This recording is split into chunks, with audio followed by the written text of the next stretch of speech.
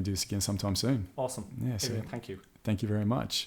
And thanks very much, everyone. And any questions or queries or anything you'd like to add, please let us know. And we'll see you next time. Thank you. Thanks very much, mate.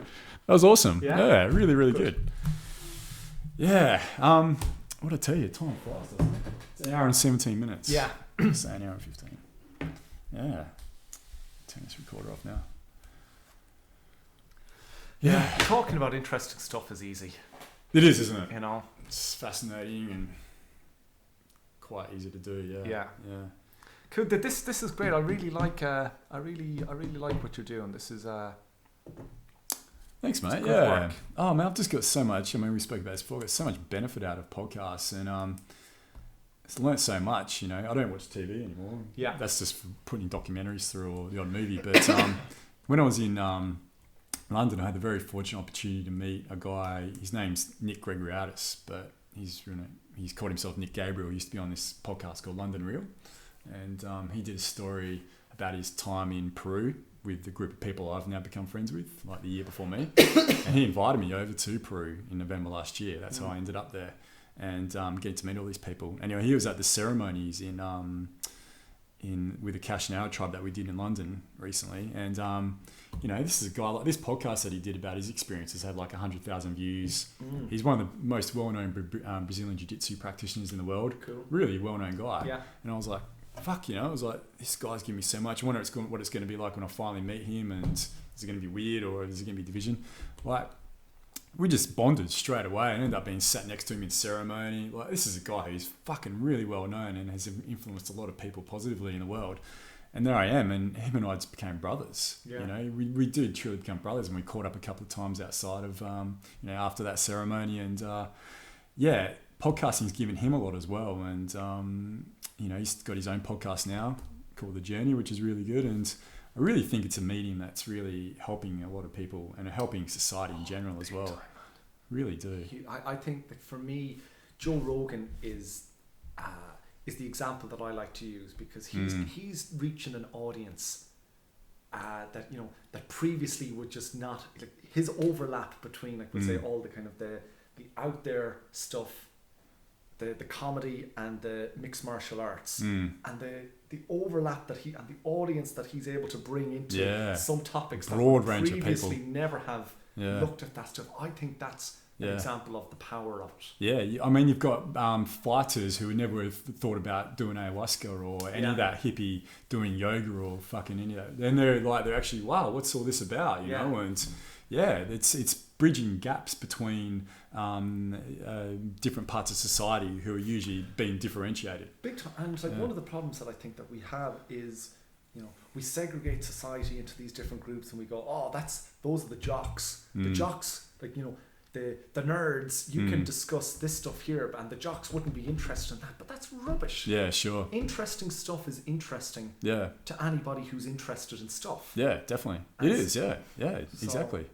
Yeah, I mean, the big thing that's come out of it for me with Joe Rogan and guys like Aubrey Marcus and Nick Gabriel. Nick Gabriel was actually on Joe Rogan's podcast. That's how I first found out about him a couple of years ago. But before I started getting into like this more spiritual side of things, maybe 3 or 4 years ago, I thought, and before I sort of found out about Joe Rogan and what he was doing, I thought that to become, like, as a man, to become more spiritual and start meditating and doing yoga, it somehow means that you become effeminate, that you become like, you lose some of your manhood because of that.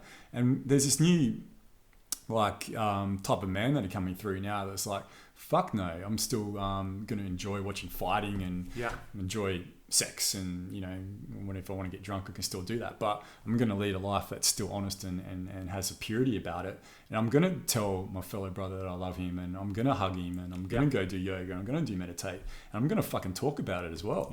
I'm going to express that, because that just makes someone stronger. The way I believe it just makes it even stronger. Absolutely. It's really creating it's balance. Yeah, and it's creating that balance that wasn't there even 5 years ago. It was. We've confused the ideas of masculine and feminine with male and female. Yeah, exactly right. Definitely. And everyone is masculine and feminine. Yeah. By your very, by the fact that you come from the creation of a man and a woman, Yeah. you will have traits of both. Sure. But Your sex organs might dictate genetically what you might be, but even genetically, you know, obviously we still have female DNA, etc., in parts of us. But even on a conscious level and a subconscious level as well, each and every individual has a balance of that. Not a balance, but a mixture of male and femininity and masculinity. Yeah. Yeah. And I think what we're seeing now, like things around the feminist movement, is a lot of the time where females are being injected with some of the traits of masculine, you know, power and and going out and claiming your place in society, like a very kind of masculine energy. Yeah. And that's cool. Like, you know, we need. Yeah, well, that's an important part too. I think for a time we needed feminism. Yeah, definitely. Now I question, like, one of my controversial opinions that I like discussing with people is that I think feminism has served its time. Couldn't agree with you more. And now it's time for feminism to, you know, women are now at a place in society where you don't need to be more masculine. You need to help males develop more femininity. Sure.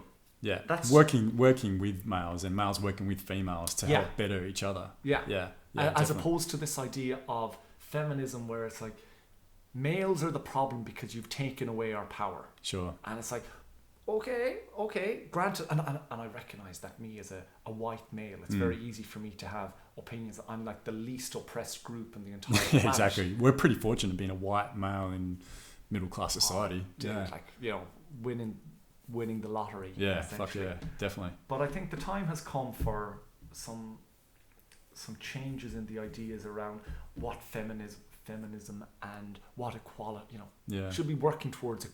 I won't even say we should be working towards equality, because I don't think we can have equality. No. I always say, as long as men can't give birth to children, we can never be equal. Sure. We can't. No, sure. But what we can be is balanced and fair and just. Yeah.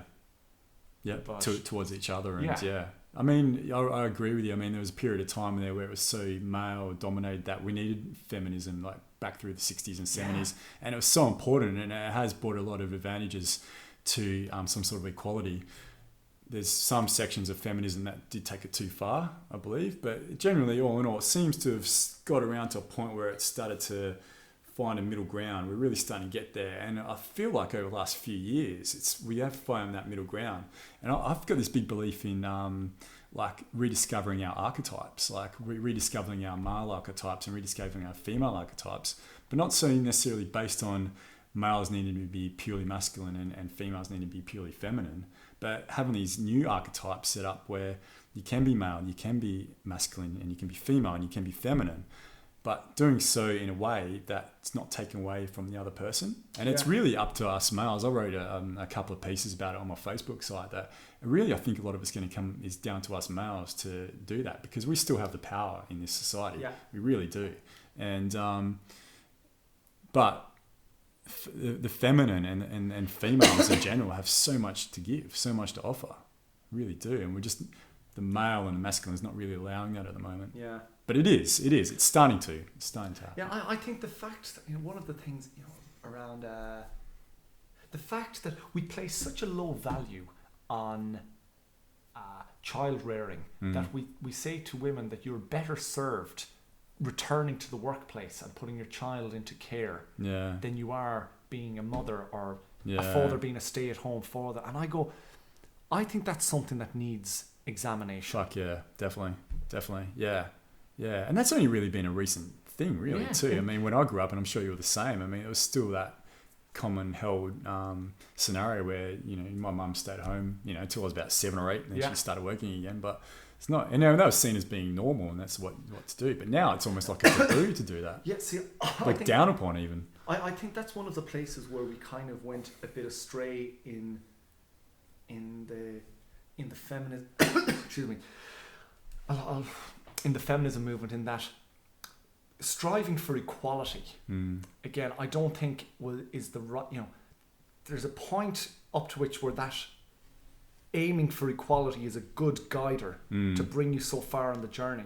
But when it gets to a point where it creates that situation where women and where both fathers and mothers decide to leave their children with, you know, essentially strangers for the formative years of their life so that they can both go and work as equals in the workforce. Sure. I think we kind of got it wrong there. It's misguided because they're looking for equality, but in the fucking workforce, in this system set up that we've just been talking about in this podcast, which is inherently toxic, it can even be described, and inherently biased against women. Even because the game's already set up for them now. It's already set up for them now. You can't take time off to be a mother. Yeah. And expect to advance. Yeah. In this environment. Sure. And so that's why it's created this situation where people go, I'll take the 6 months off so I can give birth to my child, and then I'm going to pass it over to somebody else to look after so that I can get back on track and try and catch up with everybody who raced ahead while I took that time out. Sure. Exactly. And then the thing is, it leaves like those career women who have put children aside, decided to put children aside for their careers. Generally, a lot of the time, they're the kinds of women that would make marvellous mothers. Yeah. Would make fantastic mothers as well. So that's where society misses out. I know. And so I've mixed feelings around things like the what do they call it? The paid parental leave scheme at the moment. Yeah. Conceptually, I think there's merit to it, but at the moment, it's reward. It's only really rewarding. Rich people. Yeah. Like people who make over a certain threshold of money where, yes, it'll be worth their while. The other people are still going to be in the exact same situation as they were. But, it's a political pawn. It definitely is, isn't it? It's been used as part of that. Yeah, without a doubt. Yeah. I'm optimistic though, Dahi. Very optimistic. We'll work it out. I'm ultimately totally optimistic, but I'm also real and pragmatic in that. The biggest issue that I find is I want everything to be solved and done in my lifetime. I'd like it to be done, by close of business Friday. Yeah, that'd be good. If not, in my lifetime. Sure, at least a good few years before I die, so I can enjoy that utopian structure. But realistically, if we were to be anyway authentic and say that we're authentic in what it is we're trying to do, I have to recognise that I won't live to see any of the benefit of what it is I'm trying to do. Yeah. And I have to approach it with that mindset that it might take 800 years for us to figure this stuff out. Yeah. But that shouldn't be a deterrent for me doing it in my lifetime. Yeah. Yeah. And I love the movie Cloud Atlas. I was talking to a friend about that today. I've got to watch it. I haven't watched it yet. Oh, dude, that is so... That for me, it really moved me. It kind of... Because there's this thing of multiple timelines and kind of people in different having a cause throughout different times that it's really getting chills just thinking about it. Do you know what we should do? I'm just thinking now that because we spoke about setting up a movie night at someone's house, and it was like, well, I don't have a TV, and my friend doesn't have like a proper TV. I was thinking, why don't we do something like we did with the A Awakening screening? That would be awesome. And we'll screen it there. What do you think? And then we'll just get like a bunch of people together and watch it. It's a long movie. Yeah, it's 3 hours, isn't it? But what better way to do it than amongst a bunch of people? And if they want to go outside and have a smoke or get a drink, then they can do that too. In the settings of the Velvet Lounge. Yeah, I'm keen. Anything that's something. Yeah. I support anything that's something. Sure. I love that movie. I think it's remarkable. Okay. I definitely think like just doing my skeptical pragmatic side would just go 3 hours. Like, are people willing to sit down? I am, because I love that movie. Yeah, I think that's a great idea. I think the people that wanted to go would be, and it'll make for some great discussion afterwards as well. Big time. Yeah, let's do that. Yeah, I'll speak to Kelly about it. Cool. We'll get it organised. We can watch it on the big screen. We'll have the warmth. We can have some pub grub if we want to do it. Get in there at 7 p.m. Yeah. Maybe bring us up to 10. Yeah. Bit of chatting afterwards. Yeah. Fuck yeah. Done. Sounds good. All right, I might turn this off now. That could have just been a podcast.